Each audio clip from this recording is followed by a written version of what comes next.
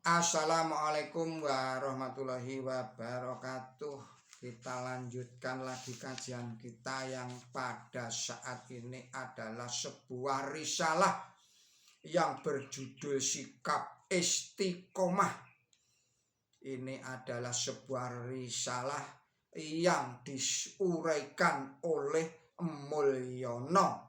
Saudara-saudara para pemirsa Kreweng Aji Channel yang berbahagia serta kaum mukminin wal mukminat rahimakumullah. Assalamualaikum warahmatullahi wabarakatuh. Sebelum saya lanjutkan kajian ini, terlebih dahulu saya mengucapkan selamat berulang tahun yang ke-100 saudara-saudara kita yang tergabung di dalam Jamaah Nahdlatul Ulama. Semoga Nahdlatul Ulama ini semakin menjadi dewasa, semakin menjadi besar di dalam usianya yang ke-100.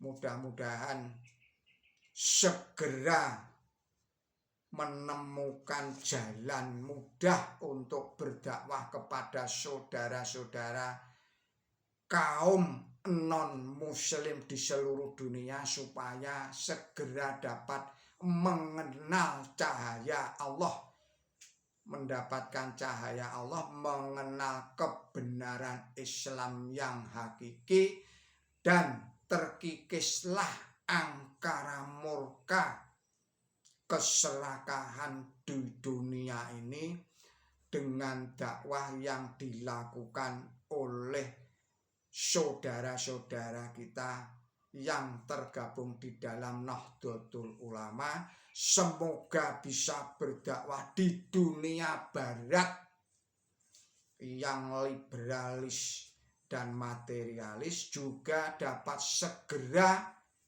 berdakwah di dunia timur yang ateis dan materialis. Semoga ini segera tercapai kedamaian dan kedaulatan Allah di muka bumi ini. Kita lanjutkan lagi kajian kita. Quran suci yang kemudian diformulasikan di dalam bentuk-bentuk peribadatan dan yang lain-lainnya, dan kemudian lebih lazim disebut sebagai syariat, yaitu syariat Islam, syariat kebenaran. Syariat dalam konteks ini bukan sekedar amalan lahiriah saja, meskipun yang lahiriah pun harus tetap dikerjakan dengan tertib, dengan bersungguh-sungguh, dengan segenap hati, secara istiqomah, bahkan tidak boleh ditinggalkan. Tetapi seperti di muka tadi telah dikemukakan pula bahwa Quran suci bukan untuk urusan lahiriah saja, tetapi juga lebih untuk urusan rohaniyah, urusan batiniah. Maka laku atau perbuatan lahiriah hanyalah tahap awal atau semacam pintu gerbang untuk memasuki ruang rohaniyahnya. Sebagai contoh, misalnya ibadah sholat. Sholat adalah amalan yang diwajibkan dan diharuskan. Secara syariat memang tidak boleh ditinggalkan. tetapi hakikatnya bukanlah hanya sebatas laku atau perbuatan-perbuatan lahiriah yang biasa juga disebut sebagai upacara lahiriah, maka berbagai kemudahan dalam laku atau perbuatan lahiriahnya diberikan oleh Allah Subhanahu wa ta'ala. Misalnya bisa dikerjakan dengan duduk atau dikerjakan dengan berbaring jika memang tidak bisa berdiri. Inilah perbuatan syariat secara jasmaniah yang biasa juga disebut sebagai cara-cara seremonial. Di dalam keadaan tertentu jumlah rakaatnya bisa diringkas dan lain-lain sebagainya. Manfaat lahiriah yang diakibatkan oleh gerakan atau sikap atau posisi tubuh dalam sholat, misalnya terhadap kesehatan badan jasmaniah, ini hanyalah efek samping dan lebih sebagai konsekuensi kesempurnaan ajaran agama Islam.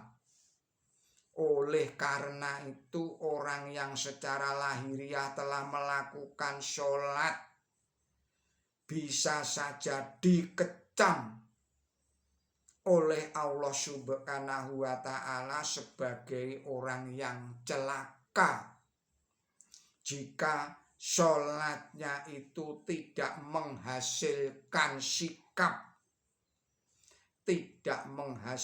sikap, batin yang ingin dibentuk atau ingin diwujudkan oleh syariat sholat itu sendiri. Dan oleh karena itu pula perintah Allah Subhanahu wa ta'ala adalah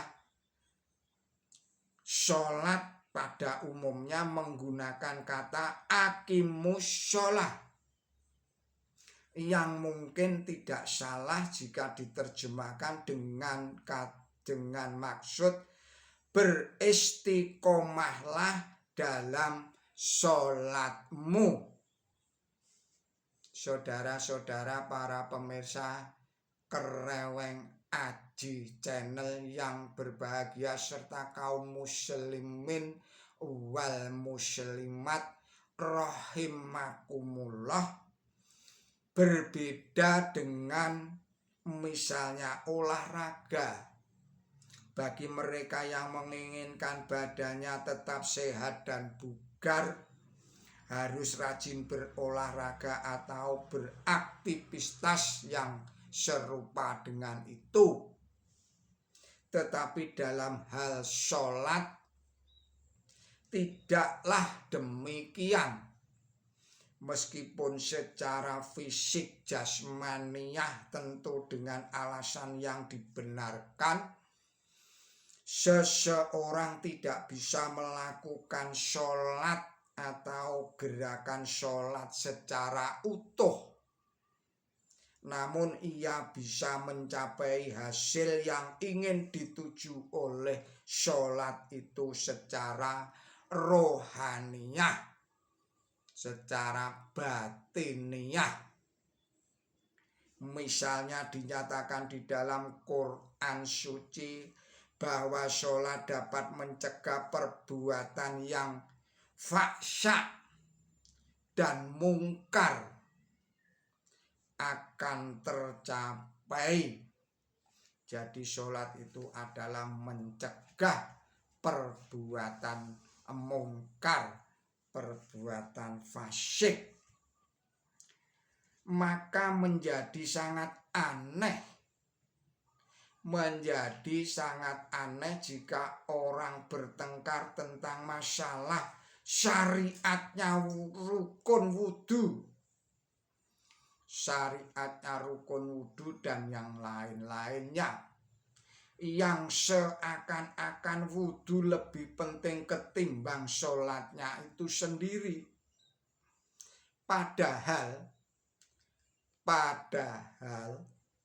di dalam keadaan tertentu orang boleh mengganti wudhu itu dengan tayamum yang secara kasat mata bukan membersihkan karena yang dipakai adalah debu.